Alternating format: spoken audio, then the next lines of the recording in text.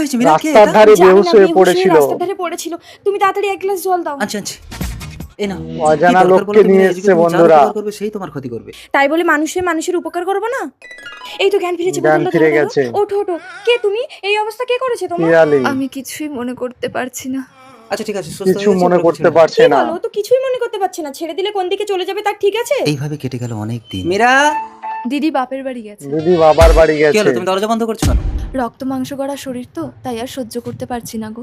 অপরাজিতা, তুমি সহ্য ভুলে যেও না, করতে তোমাকে পারছি রাস্তা না। থেকে তুলে এনে আমার স্ত্রী এই বাড়িতে জায়গা দিয়েছিল, আর তুমি তারই পিঠে ছুরি মারতে চাইছো? আমি তোমার বউ হয়ে তোমার ঘর করতে চাই। এই, তুমি এই মুহূর্তে বেরিয়ে যাও আমার ঘর থেকে।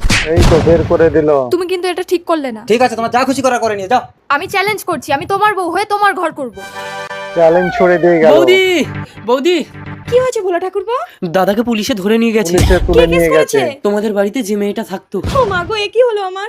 স্যার, স্যার, আমার স্বামীকে ছেড়ে দিন।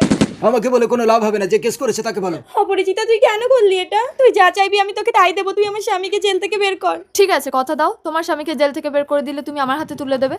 বলুন তো এই গল্পটির নাম কি দেবো?